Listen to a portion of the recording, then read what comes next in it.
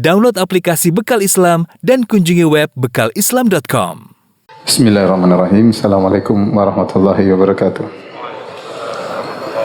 Alhamdulillahi ala ihsanih wa syukru lahu ala taufiqihi wa amtinanih wa asyhadu an la ilaha illallah wahdahu la syarika lahu ta'ziman li sya'nih wa asyhadu anna Muhammadan abduhu wa rasuluhu da'ila ridwanih. Allahumma salli alaihi wa ala alihi wa ashabihi wa ikhwani. Hadirin hadirat yang dirahmati oleh Allah Subhanahu wa taala, kita lanjutkan bahasan kita dari As-Sirah An-Nabawiyah. Kita akan bahas pada malam hari ini tentang kota Madinah dan keutamaannya. Kota Madinah, sebelum Nabi SAW berhijrah ke kota Madinah dikenal dengan nama Yathrib, ya. Wa idh qalat ta'ifatun minhum ya ahla Yathriba la muqama lakum farji'u. Allah sebutkan dalam Al-Quran perkataan sebagian orang munafik, mereka berkata, wahai penduduk Yathrib, ya pulanglah kalian. Jadi Yathrib ini dulu nama kota Madinah. Setelah Nabi SAW berhijrah ke kota Madinah, maka Nabi mengganti namanya menjadi Thaibah atau Taubah, ya, Thaibah dan Taubah. Al-Imam Muslim meriwayatkan dari Jabir bin Samurah, beliau berkata, sami'tu Rasulullah SAW yaqul, aku mendengar Rasulullah SAW bersabda, Inna Allah Ta'ala sammal Madinata Taubah. Sungguhnya Allah menamakan kota Madinah dengan Taubah. Kemudian Nabi SAW menamakannya dengan Thaibah. Kanu yusammuna al-Madinata Yathrib fasammaha Rasulullah SAW Thaibah. Kata Jabir bin Samurah, dahulu orang-orang menamakan kota Madinah dengan Yathrib dan Nabi menamakannya dengan Thaibah. Jadi kota Madinah, ya, namanya di antaranya Al-Madinah, kemudian apa? Taubah, kemudian apa? Thaibah. Al-Madinah artinya kota. Taubah dan Thaibah diambil dari tib yang artinya baik. Ya, kota yang baik, ya. Oleh kerana seorang penyair berkata, idza lam tatib fi thaibatin inda tayyibin, ya, bihi tabatud dunya fa aina tatibu, ya. Kata seorang penyair, jika kau tidak bisa menjadi seorang yang baik di kota Madinah, yang di kota Madinah ada Nabi sallallahu alaihi wasallam, yang dengan berkat Nabi sallallahu alaihi wasallam maka dunia pun menjadi baik, terus mau baik di mana lagi, ya. Kalau di Madinah masih nakal, terus mau baik di mana lagi, ya. Kalau nakal di mana? Jakarta ya wajar, ya. Tapi kalau nakal di Madinah, terus mau baik di mana lagi, ya? Sebab-sebab kebaikan semuanya ada di sana, kemudian Anda masih tidak baik, terus mau baik di mana lagi? Seperti kita katakan, kalau Anda tidak bertobat di bulan Ramadan, terus mau bertobat kapan lagi? Sementara bulan tersebut bulan yang mulia. Artinya, taubah dan thaibah artinya baik. Dalam hadis Nabi SAW melarang menamakan Madinah dengan nama Yathrib, nama yang terdahulu. Kata Nabi SAW, man sammal Madinata Yathriba falyastaghfirillah. Barang siapa yang menamakan kota Madinah dengan Yathrib, maka, ya, hendaknya dia beristighfar kepada Allah Subhanahu wa taala. Hiya Taubah. Sungguhnya Madinah, ya, namanya Taubah dan namanya Taubah, ya. Jadi nama yang syar'i Al-Madinah, kemudian Taubah dan Thaibah. Adapun Yathrib diambil dari Tharab atau Tathrib yang artinya itu pencelaan, ya. Tathrib artinya pencelaan, taubih. Oleh karenanya maknanya buruk secara bahasa, maka Nabi tidak suka kota yang beliau cintai, kota Madinah, dinamakan dengan nama yang buruk. Sampai beliau mengatakan, barang siapa yang menamakan Madinah dengan Yathrib, maka hendaknya dia beristighfar kepada Allah Subhanahu wa taala. Dalam hadis yang lain juga Nabi SAW bersabda, umirtu biqaryatin ta'kulul qura. Aku diperintahkan oleh Allah untuk berhijrah ke suatu negeri yang memakan negeri-negeri yang lain. Ini isyarat bahwasanya waktu itu Nabi belum berhijrah. Nabi berkata, aku diperintahkan untuk berhijrah ke suatu negeri yang akan memakan negeri-negeri yang lain. Maksudnya akan tegak negeri di situ, negara di situ, kemudian akan menguasai daerah-daerah sekitarnya. Yaquluna Yathrib, mereka menamakannya Yathrib, wahiyal Madinah, padahal dia adalah Madinah. Tanfin nasa kama yanfil kir khabathal hadith. Sungguhnya kota Madinah mengusir orang-orang yang buruk sebagaimana alat pandai besi menghilangkan karat dari besi. Ya, makanya orang yang buruk tidak akan betah tinggal di kota Madinah. Dia akan terusir suatu saat dari kota Madinah. Adapun keutamaan kota Madinah, ya, maka sangat banyak. Kata Ibnu Katsir rahimahullahu taala, "Wa qad syarafatil Madinatu bi hijratihi ilaiha." Sungguh kota Madinah menjadi mulia dengan berhijrahnya Nabi kepada kota tersebut. Wa sarat kahfan li awliyaillah. Jadilah kota Madinah sebagai tempat naungan untuk wali-wali Allah wa ibadihi salihin, dan juga hamba-hamba yang saleh. Wa maqilan wa hisnan mani'an lil muslimin, dan juga menjadi tempat markas benteng bagi kaum muslimin. Wa dara hudan lil alamin, dan juga kota yang penuh petunjuk bagi seluruh alam semesta. Di antara keutamaan kota Madinah dalam Sahih Bukhari dan Sahih Muslim dari Abu Hurairah radhiyallahu anhu, Rasulullah SAW bersabda, "Innal imana la ya'rizu ilal madinati kama ta'rizul hayyatu ila juhriha."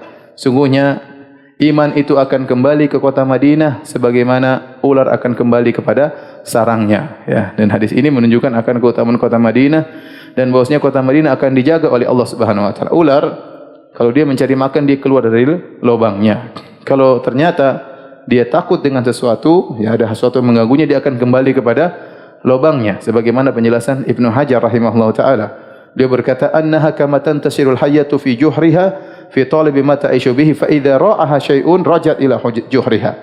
Ya, ular keluar dari lubangnya mencari makan, kalau dia merasakan sesuatu yang menakutkan, maka dia balik kepada lubangnya. Maka iman pun demikian, iman akan tersebar dari kota Madinah, ya. Kalau seandainya ada sesuatu yang mengganggu iman tersebut akan kembali ke kota Madinah. Ini dalil bahwasanya kota Madinah akan dijaga oleh Allah Subhanahu wa taala, ya, karena dia adalah pusat keimanan. Benar, kota Mekah juga sumber keimanan, tetapi tersebarnya Islam mulainya dari kota Madinah. Setelah Nabi berhijrah ke kota Madinah, kemudian terbangun negara Islam, situlah kemudian Nabi mengutus para sahabat untuk berdakwah ke sana kemari, dan akhirnya jadilah pusat iman di kota Madinah. Makanya disebut dengan Ma'rizul Iman, tempat kembalinya keimanan, Karenanya para ulama, ya, khilaf tentang mana yang lebih afdal, kota Mekah atau kota Madinah. Jumhur ulama berpendapat bahwasanya yang paling afdal adalah kota Mekah. Al-Imam Malik mengatakan tidak, yang paling afdal kota Madinah. Makanya Imam Malik dikenal dengan imam daril hijrah, imam negeri tempat hijrahnya Nabi, yaitu imam kota Madinah, Al-Imam Malik. Al-Imam Malik adalah imam di antara 4 mazhab yang bertempat tinggal di kota Madinah. Imam Abu Hanifah di Irak, kemudian Imam Ahmad di Baghdad, Imam Syafi'i tadinya di Baghdad kemudian ke Mesir, ya. Adapun di kota Madinah, ya, Al-Imam Malik rahimahullahu taala. Adapun pendapat jumhur bahwasanya kota Mekah lebih afdal, ya, karena Nabi waktu diusir dari kota Mekah, Nabi keluar dengan penuh kesedihan.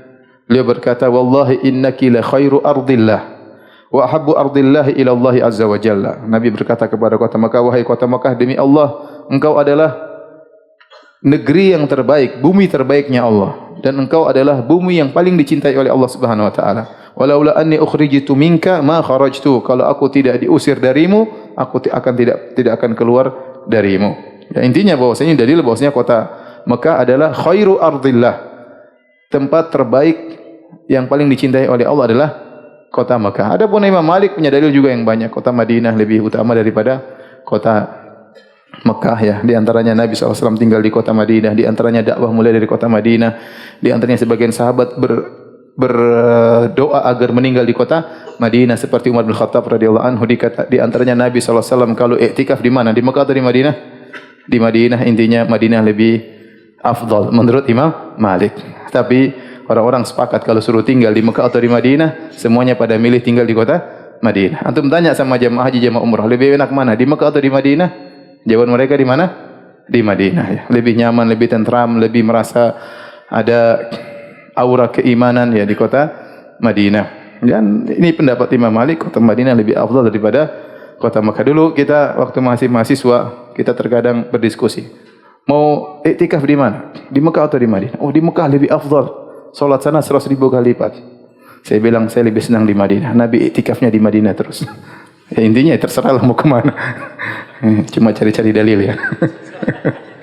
Masing-masing punya kelebihan. Mekah punya kelebihan, Madinah punya kelebihan. Tapi kalau ditanya Nabi iktikaf di mana? Jawabannya di mana? Di Madinah. Baik. Di antara keutamaan kota Madinah, kata Nabi SAW dalam Sahih Muslim, "Man arada ahlal madinati bisu'in, adabahu Allahu kama yadhubul milah fil ma'." Barang siapa yang menghendaki keburukan bagi penduduk kota Madinah, maka Allah akan membuat dia lebur sebagaimana garam yang lebur di air, ya. Ada yang mengatakan ini dunia, ada yang mengatakan di akhirat kelak, artinya dia akan diadab di akhirat seperti leburnya garam di air. Kemudian juga dalam Musnad Imam Ahmad dengan sanad yang sahih, Nabi SAW bersabda, "Man akhafa ahlal madinati akhafuhu Allahu azza wa jalla." Barang siapa yang menakut-nakuti penduduk kota Madinah, maka Allah akan buat dia takut. Wa alaihi la'natullahi wal malaikati wan nasi ajma'in. Dan atasnya laknat Allah dan malaikat dan seluruh manusia. La yaqbalullahu minhu yaumal qiyamati sarfan wala adlan. Allah tidak akan menerima darinya amalan wajibnya maupun amalan sunnahnya, ya. Dan hadis-hadis tentang keutamaan Madinah sangat banyak. Di antaranya kata Nabi sallallahu alaihi wasallam, "Al-Madinatu haramun, ya, ma baina airun wa thawr." Bahwasanya kota Madinah adalah tanah haram dari Jabal Air sampai Jabal Thawr. Jabal Air yaitu jabal yang ada di sekeliling mikot kota Madinah, Dzul Hulaifah, kata orang Bir Ali, di sekitarnya ada gunung-gunung. Nah, kalau antum umrah, antum akan pergi ke mikot tersebut, antum akan lihat ada tugu ditancapkan di gunung-gunung tersebut. Itu tugu batas akhir tanah haram. Setelah tanah haram, tanah halal, boleh berburu dan yang lainnya. Ya, itulah kota Madinah, tanah haramnya. Kemudian ujungnya di mana? Ujungnya sebelah utara, di belakang Jabal Uhud ada jabal kecil, gunung kecil namanya Jabal Thawr. Situ juga kalau antum pergi ke daerah Gunung Uhud, di belakangnya antum akan lihat ada tugu dipancangkan di Jabal Thawr. Itulah kota Madinah dari selatan ke utara. Adapun tanah Mekah dari selatan ke utara di kota Madinah. Adapun dari timur dan barat, maka bainal harratain, dari kumpulan batu hitam di timur dan kumpulan batu hitam di barat, itu seluruhnya namanya lokasi tanah haram. Kata Nabi sallallahu alaihi wasallam, "Al-Madinatu haramun ma baina airin wa thawr. Faman ahdatha fiha hadatsan aw awa fiha muhditsan fa alaihi la'natullahi wal malaikati wan nasi ajma'in la yaqbalullahu minhu sarfan wala adlan." Barang siapa yang melakukan kezaliman atau hadatsan, membuat bid'ah di sana, au awa fiha muhditsan, atau melindungi orang berbuat zalim di sana, atau melindungi pelaku bid'ah di sana, maka Allah, ya, maka atas dia laknat Allah dan malaikat dan seluruh manusia. Dan Allah tidak akan menerima amalan wajibnya dan amalan sunnahnya. Dan ini ancaman yang keras bagi orang yang melakukan kezaliman, melakukan maksiat, ya, maksiat yang tidak biasa di kota Madinah, maka terancam dengan dosa besar, dilaknat oleh Allah dan malaikat dan seluruh manusia. Bahkan amalan wajibnya tidak diterima dan amalan sunnahnya tidak diterima. Nabi SAW juga bersabda dalam satu hadis, "Man istata'a minkum an yamuta bil Madinah, falyamut bil Madinah." Barang siapa di antara kalian yang mampu untuk meninggal di kota Madinah, maka meninggallah di kota Madinah. Fa inni asfa'u liman mata biha. Sungguhnya aku akan beri syafaat bagi orang yang meninggal di kota Madinah. Kerikannya banyak disebutkan oleh dalam buku tarikh seperti Al-Bidayah wa Nihayah oleh Ibnu Katsir rahimahullah taala. Banyak orang-orang saleh dahulu mereka berhaji dan mereka ingin meninggal di kota Madinah dan Allah kabulkan keinginan mereka, ya. Saya sering sampaikan hadis ini kepada para jamaah haji ataupun umrah. Saya bilang Nabi bersabda, barang siapa yang mampu untuk meninggal di kota Madinah, maka meninggallah di kota Madinah, karena dia akan dapat syafaat dari Nabi sallallahu alaihi wasallam. Semoga bapak-bapak dan ibu meninggal di kota Madinah. Amin. Sekarang enggak dulu Ustaz katanya. Nanti masih nawar ya. Nanti ya. Sekarang masih senang-senang dulu di dunia ya. Meninggal sekarang yang dulu ya. Utang belum lunas. Jadi di sini ada isyarat untuk keutamaan tinggal di kota Madinah. Tinggal di kota Madinah, ya. Karena Nabi mengatakan, "Man istata'a minkum an yamuta bil Madinah." Barang siapa yang mampu meninggal di kota Madinah, maksudnya berusaha tinggal di sana. Makanya dalam hadis kata Nabi sallallahu alaihi wasallam, "Man sabara ala la'waiha, ya, wa shiddatiha." Barang siapa yang bersabar dengan kesulitan hidup di kota Madinah, ya, sulitnya hidup di kota Madinah dengan cuaca yang terkadang panas, terkadang dingin, ya, maka aku akan beri syafaat, ya, baginya. Kuntu syafi'an lahu au syahidan. Aku akan beri syafaat baginya atau menjadi saksi. Kata para ulama, kalau dia orang saleh, maka Nabi akan menjadi saksi baginya. Kalau dia orang melakukan kemaksiatan, maka Nabi akan beri syafaat untuk menutupi kemaksiatannya. Bagi orang yang berusaha tinggal di kota Madinah. Nabi berkata, Al-Madinatu khairun lahum law kanu ya'lamun. Sungguhnya kota Madinah lebih baik bagi mereka kalau mereka mengetahui. Maka sungguh indah tinggal di kota Madinah. Namun para sahabat Nabi utus untuk berdakwah di luar kota Madinah karena ada maslahat yang lebih besar. Oleh karenanya banyak sahabat yang akhirnya meninggalkan kota Madinah dalam rangka berdakwah di jalan Allah Subhanahu wa taala, meskipun mereka sangat ingin meninggal di kota Madinah, tetapi ada maslahat yang lebih besar, maslahat dakwah, sehingga mereka akhirnya meninggalkan kota Madinah atas perintah Nabi sallallahu alaihi wasallam. Oleh karenanya Umar bin Khattab radhiyallahu anhu, ya, tatkala mengetahui tentang keutamaan meninggal di kota Madinah, maka beliau pun berdoa agar bisa meninggal di kota Madinah. Umar berdoa, Allahumma rzuqni syahadatan fi sabilik waj'al mauti fi baladi rasulik. Ya Allah, anugerahkanlah kepada aku mati syahid dan jadikanlah kematianku di kota Madinah. Dan ini sebagian orang berkata, bagaimana doa Umar bisa terkabulkan? Ingin mati syahid sekalian di kota Madinah. Waktu itu Umar jadi khalifah. Kalau dia ingin mati syahid, harusnya dia keluar dari kota Madinah berjihad, baru mati syahid. Tapi kalau nongkrong di kota Madinah, kemudian mati syahid, bagaimana caranya? Sementara waktu itu Islam dalam kondisi apa? Kuat. Ternyata dikabulkanlah doa Umar bin Khattab radhiyallahu anhu. Datang Abu Lu'lu' al-Majusi, ya, kemudian menikam Umar radhiyallahu anhu tatkala salat subuh. Tatkala beliau menjadi imam, maka dikabulkanlah doa Umar bin Khattab radhiyallahu anhu, mati syahid dan di mana? Di kota Madinah. Intinya semoga Allah Subhanahu wa taala mewafatkan kita di mana? Di kota Madinah, meskipun enggak sekarang ya. Baik. Hadirin dan hadirat yang dirahmati Allah Subhanahu wa taala, ya. Kemudian Nabi sallallahu alaihi wasallam, ya, pertama kali sampai di kota Madinah, maka kegiatan yang dilakukan oleh Nabi untuk membangun suatu negara di kota Madinah, yang pertama Nabi kerjakan adalah bangun masjid. Inilah asas, fondasi, markas untuk bisa membangun negara yang penuh dengan keberkahan. Maka Nabi fokus kepada pembangunan masjid, ya. Bukan acara hura-hura, bukan kemudian bikin festival, enggak, ya. Bikin negara yang berkah, maka dimulai dengan masjid.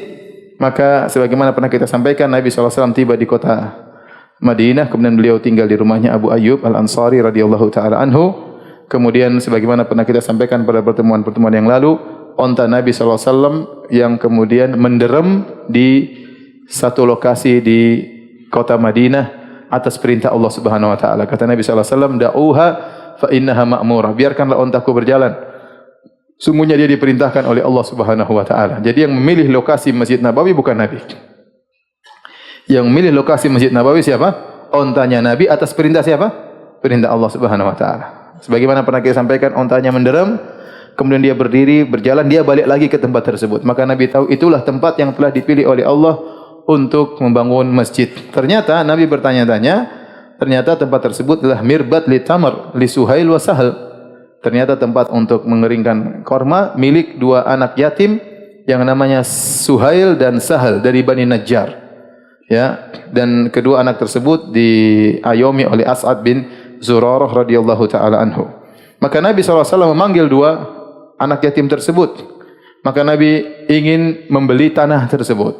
Apa kata kedua anak yatim tersebut? Bal nahabuhu laka ya Rasulullah. Kami tidak ingin menjualnya Rasulullah. Kami ingin menghadiahkan kepadamu. Maka Rasulullah SAW tidak mau. Rasulullah ingin beli. Ya. Akhirnya Rasulullah SAW beli tanah tersebut dari kedua anak yatim tadi. Kemudian Nabi bangun masjid. Ini dalil bahwasanya Rasulullah SAW, ya, dan sifat di antara sifat Nabi adalah la yaruddu hadiyah. Rasulullah SAW tidak menolak hadiah.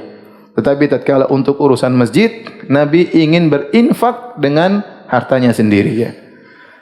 Harusnya Rasulullah SAW bisa, oh mumpung kamu hadiah, oh wakaf, insya Allah masuk surga. Enggak. Tapi Nabi SAW enggak, saya ingin beli, ya. Dalam riwayat kata Nabi SAW, "Thaminuni." Ayo, tawarkan kepadaku tanah tersebut. Nabi ingin bangun masjid dengan apa? Dengan uangnya, ya. Karena kita tahu bangun masjid pahalanya sangat besar. Jadi antara hadis mutawatir adalah membangun masjid, kata seorang penyair, seorang ulama, mimma tawatara haditsu man kadzab wa man bana lillahi masjidan wahtasab. Di antara hadis mutawatir adalah hadis barang siapa berdosa namaku siapkan kaplingnya di neraka, dan di antaranya hadis barang siapa yang bangun masjid Karena Allah Subhanahu wa taala, Allah akan bangunkan baginya istana di surga. Maka Nabi tidak ingin menerima hadiah, tapi Nabi ingin beli sendiri tanah tersebut. Baik.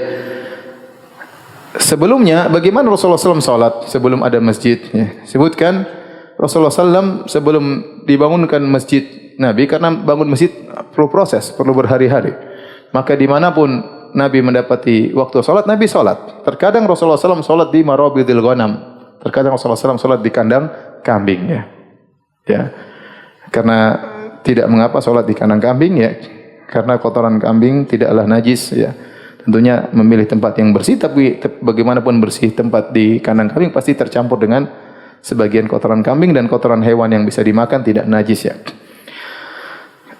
Kemudian Nabi mendapati lokasi Masjid Nabawi tersebut, ternyata ada khirab, yaitu ada bangunan-bangunan yang sudah runtuh, yang sudah rusak.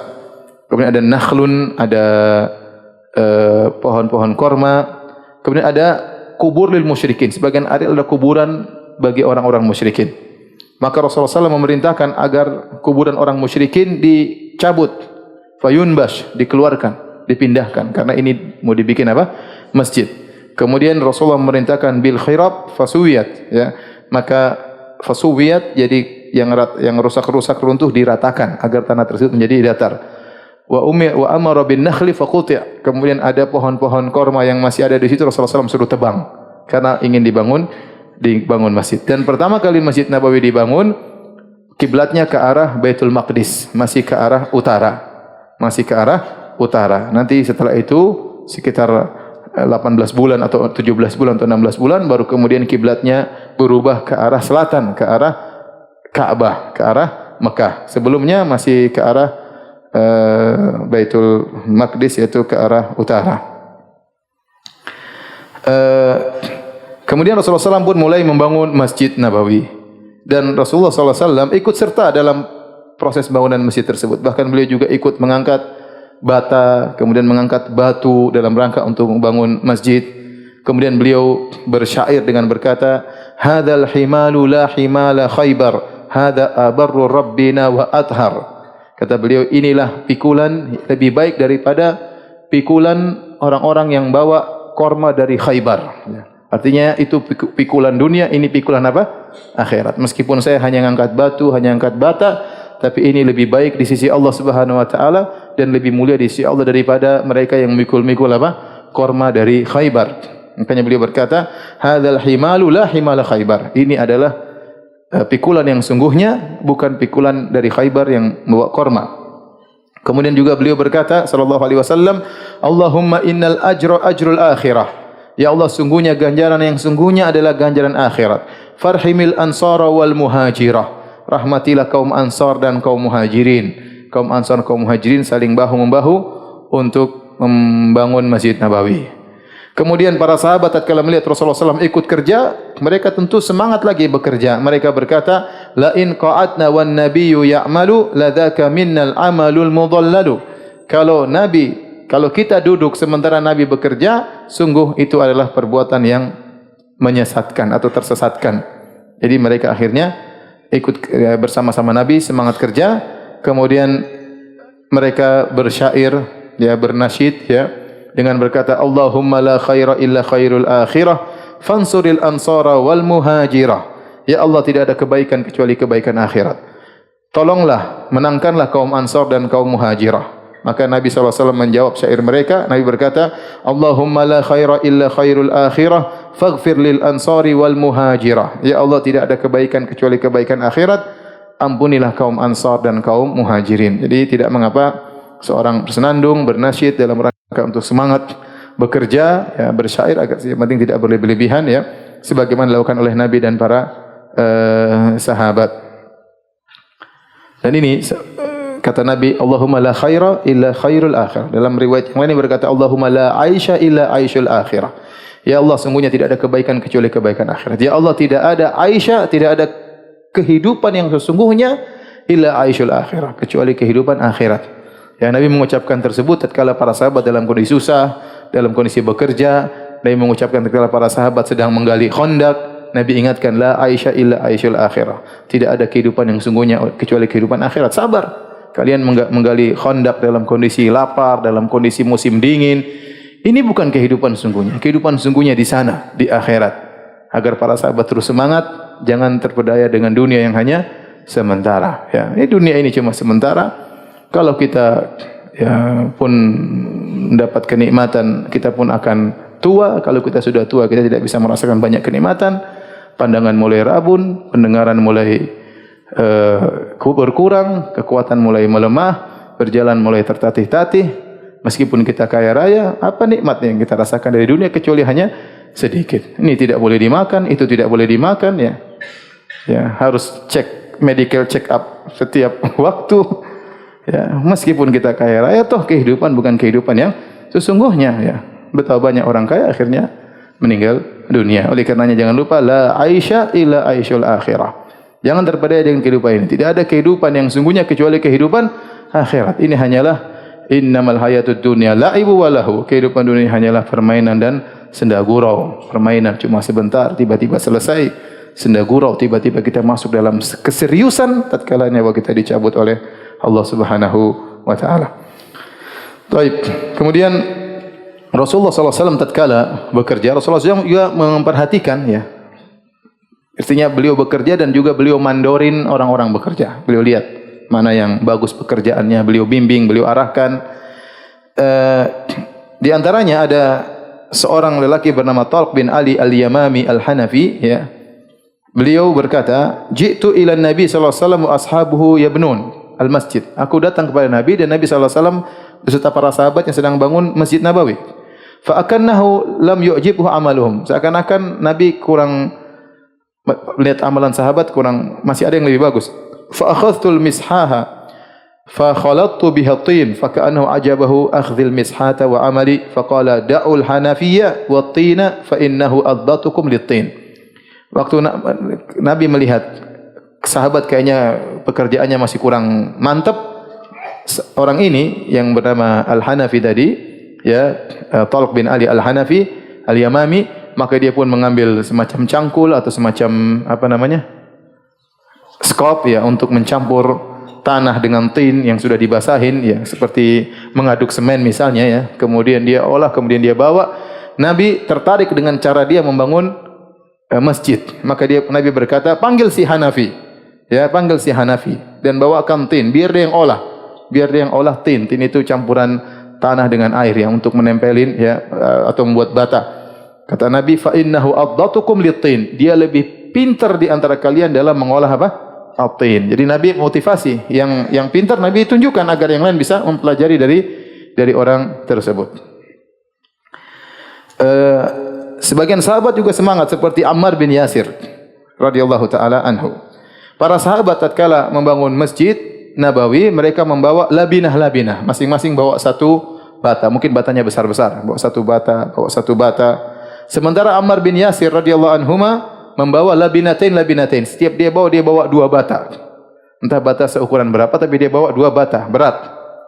Ya, maka Rasulullah sallam, ya, melihat Ammar bin Yasir, yang lain bawa satu-satu, dia bawa berapa? Dua-dua. Maka Nabi sallallahu alaihi wasallam pun yanfudut turaba an ra'sihi, maka Nabi mengepas-ngepaskin pasir yang ada tanah di kepala Ammar bin Yasir, ya, begitu sayangnya Nabi kepada beliau. Kemudian Nabi berkata, "Ya Ammar, ala tahmilu ma yahmilu ashabuka?" Wahai Ammar, kenapa engkau tidak bawa angkat bata sebagaimana teman-temanmu angkat bata, yaitu satu-satu aja? Kata beliau, "Inni uridul ajr min Allah." Aku ingin pahala dari Allah Subhanahu wa taala.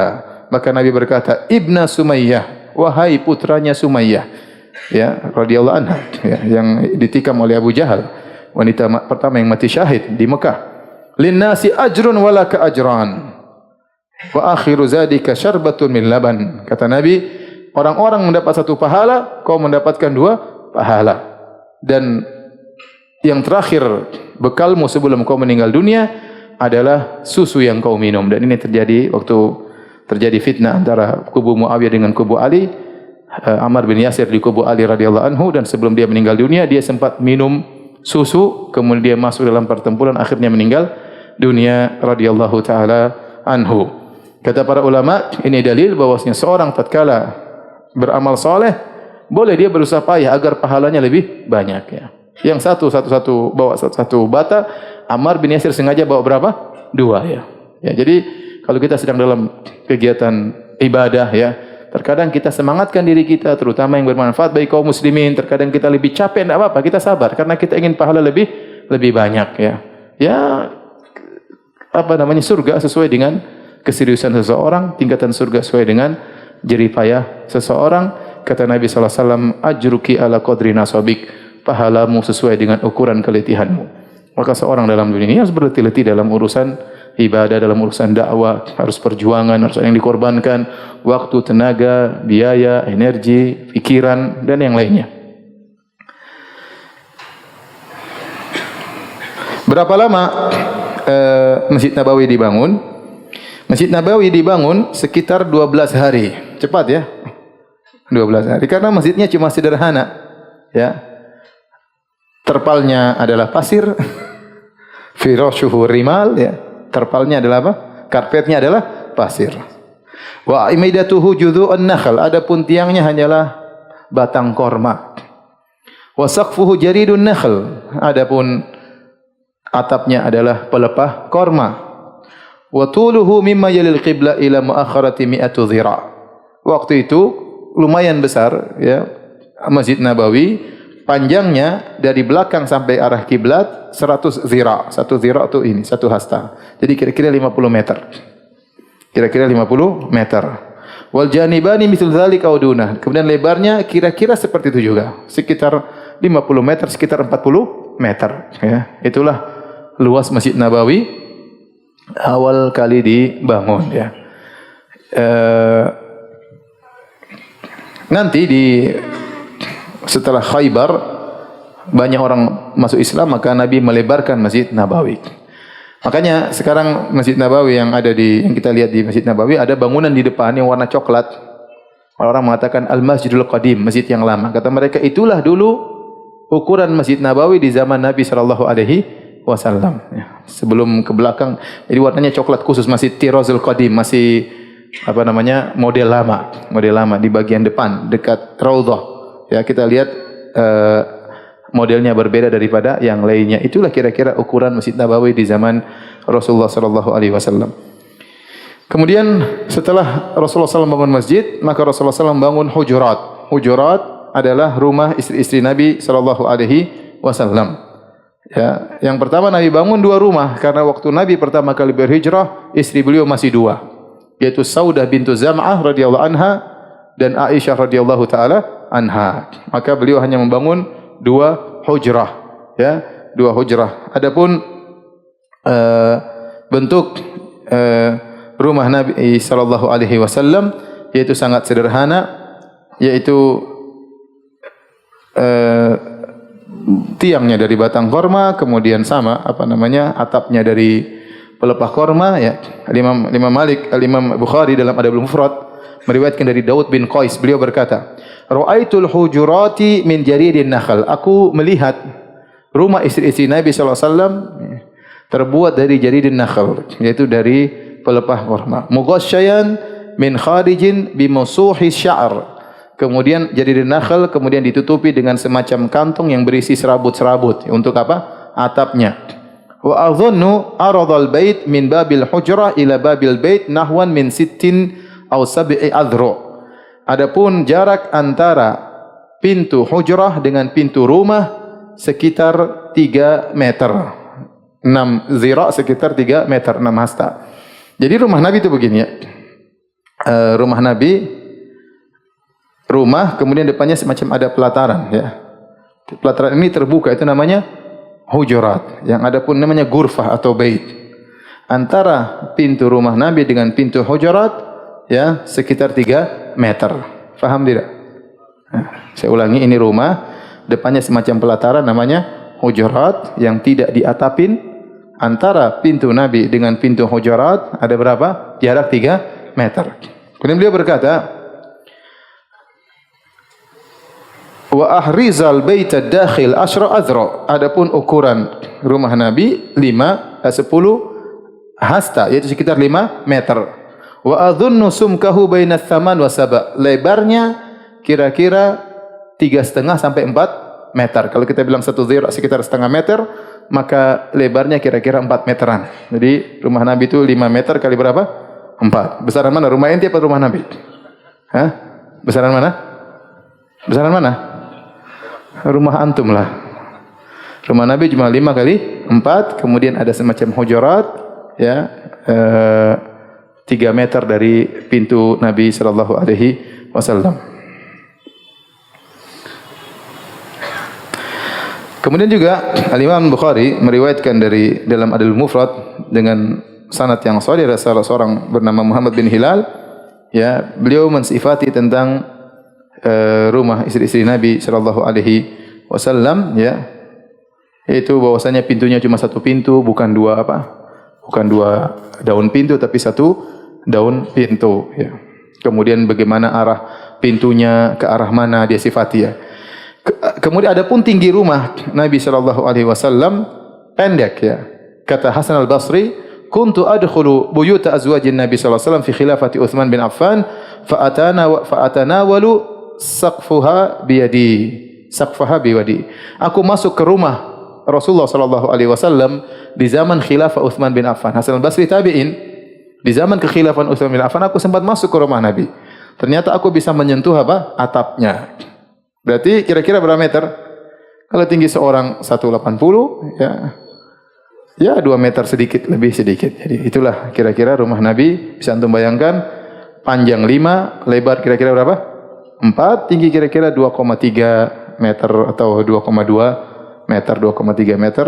Kira-kira itulah rumah Nabi sallallahu alaihi wasallam. Kemudian Masjid Nabi, ya, sallallahu alaihi wasallam, ya, setelah perang Khaybar, ya, diperluas oleh Nabi sallallahu alaihi wasallam karena kaum muslimin semakin banyak. Kaum muslimin semakin banyak, masjid sudah tidak cukup, maka Nabi mandang masjid harus diperlebar. Maka ada tanah yang harus dibeli. Ya, akhirnya dibeli oleh Utsman bin Affan radhiyallahu anhu dengan harga 20.000 dirham atau 25.000 dirham. Itu jumlah yang besar tatkala itu. Oleh karenanya tatkala Utsman bin Affan, tatkala beliau akan meninggal dunia di zaman pemerintahan beliau, ya, sekitar tahun 35 Hijriah, tatkala beliau dikepung oleh orang-orang pemberontak, ya, kemudian ingin bunuh beliau, maka beliau ingatkan kepada mereka. Kata beliau, ya, unshidu billahi man syahida Rasulullah sallallahu alaihi wasallam qal.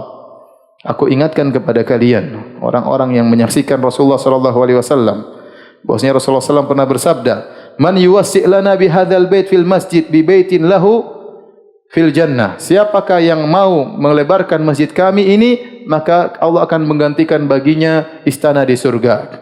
Fabta'tuhu min mali fawasa'tu bihil masjid. Maka aku pun beli tanah tersebut untuk meluaskan Masjid Nabawi. Dia ingatkan, kenapa kalian berontak sama saya? Bukankah Nabi pernah berkata tentang saya demikian?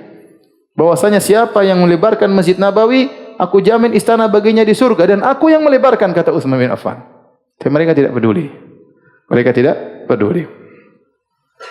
Dalam riwayat yang lain, Utsman bin Affan berkata, "Unshidukum billahi alladzi la ilaha illahu."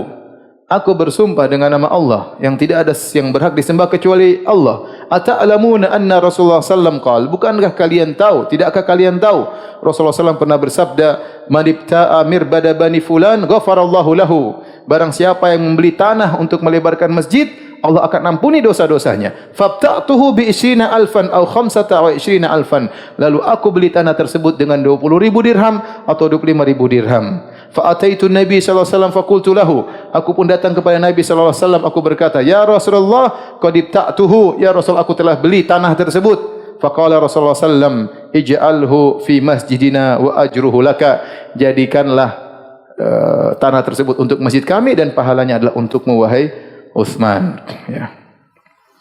Tapi akhirnya Utsman tetap di demo, kemudian datangi, kemudian dibunuh oleh orang-orang, dan dia meninggal dunia dalam kondisi membaca Al-Quran sementara darah menetes atau mengalir di Al-Quran yang beliau sedang baca, radhiyallahu taala anhu. Hadirin dan hadirat yang Allah Subhanahu wa taala, jadi yang pertama kali mengadakan pelebaran masjid adalah siapa? Nabi sallallahu alaihi wasallam. Yang beli tanahnya siapa? Utsman bin Affan radhiyallahu taala anhu. Kemudian masjid setelah Nabi SAW meninggal dunia, ya, masjid di zaman Khalifah radhiyallahu Abu Bakar radhiyallahu taala anhu. Tetapi Abu Bakar hanya memerintah sekitar 2 tahun dan beliau tidak sempat melebarkan masjid. Kenapa? Karena stabilitas keamanan yang lagi hancur-hancurnya tatkala itu. Begitu Nabi SAW meninggal dunia, maka sebagian orang murtad dan sebagian orang-orang mengikuti Nabi baru, Musailimah al-Kadzdzab, sampai puluhan ribu. Kemudian timbul lagi Nabi baru sebelah sana, Nabi baru sebelah sana, ya.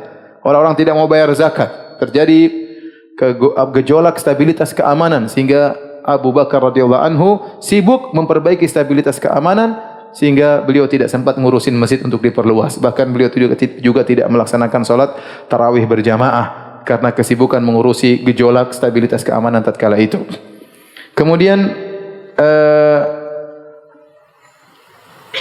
Kemudian di zaman Umar bin Khattab radhiyallahu taala anhu, maka Umar melebarkan Masjid Nabawi, ya.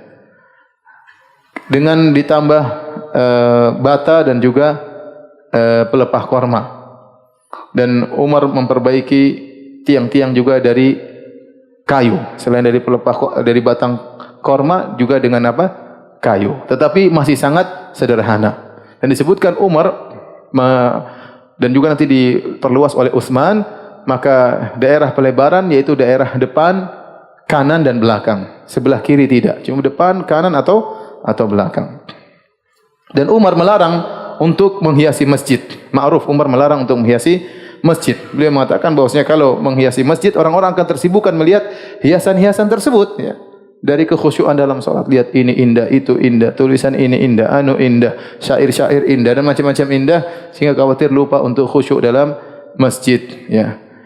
Kemudian Umar berkata, "Akinnan nasa minal matar." Bikin bangunan yang rapi agar orang bisa terhindar dari hujan. Wa iyyaka an tuhammir aw tusaffir. Hati-hati, jangan kau bikin warna merah, jangan kau bikin warna kuning. Ya, fataftinan nas, kau akan bikin orang terfitnah dengan keindahan-keindahan tersebut. Tatkala Utsman bin Affan menjadi khalifah, maka Utsman melakukan pelebaran yang banyak. Maka dia merubah, dia menghiasi sebagian isi masjid tersebut. Di antaranya dindingnya dibuat dari batu-batu yang terpahatkan, ya. Kemudian juga tiang-tiangnya dibuat juga dari batu-batu yang dipahat, ya. Kemudian atapnya terbuat dari kayu khusus yang datang dari India, ya, saj, ya. Jadi Masjid Nabawi lebih indah di zaman apa? Utsman bin Affan, ya, dengan sedikit sedikit hiasan, ya. Karena Utsman, kata Ibnu Katsir, mungkin mentakwil atau menafsirkan hadis, man bana lillahi masjidan kamafhisi qatatin aw asghar banallahu lahu baitan fil jannah. Barang siapa yang bangun masjid meskipun seukuran tempat untuk bertelurnya qatat, ya, atau lebih kecil, maka Allah akan bangunkan baginya istana di surga. Artinya kalau kita ingin dapat istana mewah di surga, kita ingin juga rumah Allah yang bagus. Mungkin seperti itu sehingga dia bangun masjid yang agak bagus, ya. Qatat adalah semacam burung, ukurannya seperti burung dara, seperti burung merpati, tapi dia burung padang pasir. Kalau dia bertelur, bukan telur di pohon, tapi dia bertelur di tanah. Maka dia pun datang ke tanah, kemudian dia menggali-gali pasir untuk bertelur. Sehingga ukurannya sedikit, ya. Kata Nabi SAW, barang siapa yang bangun masjid meskipun seukuran itu, ya, maka Allah akan bangun baginya istana di surga. Artinya seorang bangun masjid, ya, tidak mengapa kalau dia hanya mampu cuma kecil. Ya, kalau dia di antaranya kalau tambahan cuma sedikit tidak apa-apa, yang penting semampu dia, meskipun hanya semeter, setengah meter kali berapa meter, yang penting dia punya andil dalam membangun masjid, maka dia pasti diberi ganjaran oleh Allah Subhanahu wa taala. Tentu beda yang bangun 1 meter dengan yang 50 meter. Istananya pasti beda, ya. Ya, tapi sama-sama namanya apa? Istana. Jangan khawatir, ya. Bidadarinya juga beda.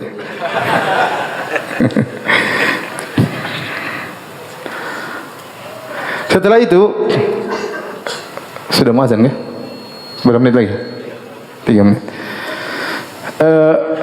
Setelah dibangun masjid, maka itulah masjid Nabi yang penuh kesederhanaan. Maka Nabi mengadakan kegiatan-kegiatan Islami di situ. Nabi salat, rapat di situ, ada urusan agama di situ, mengatur strategi di situ. Ya, jadi masjid bukan cuma sekedar salat, tapi tempat kegiatan pengajian dan yang lainnya, kegiatan Islami, ya. Masjid yang sangat sederhana di zaman Nabi SAW, karpetnya terbuat dari pasir dan juga kerikil, kemudian atapnya hanya dari pelepah korma, kemudian tiang-tiangnya hanya terbuat dari batang korma. Terkadang turun hujan pun masuk ke dalam masjid sehingga akhirnya terkadang pecek di masjid, terkadang Nabi sujud kemudian dahi beliau penuh dengan pecek, ya, karena masjid sangat sederhana. Bahkan dahulu pintu-pintunya terkadang tidak ada, terkadang anjing masuk dan keluar di masjid tersebut, ya. Tentunya para sahabat tidak ingin anjing masuk keluar, tapi karena sederhananya masjid, terkadang anjing masuk keluar di masjid sebagaimana dijelaskan oleh Ibnu Umar di awal-awal Islam demikian, ya. Kemudian setelah itu Nabi SAW biasanya kalau berkhutbah, Nabi SAW bersandar kepada sebuah batang korma. Bersandar kemudian Nabi menyampaikan khutbah atau pengajian. Kemudian akhirnya para sahabat setelah perang Khaybar, para sahabat berkata, "Law ittakhadha syai'an taqumu alaihi idza khatabta hatta yarakan nas." Ya Rasulullah, bagaimana kalau kau membuat sesuatu yang kau naik di atasnya sehingga kalau kau berkhutbah orang semua bisa lihat.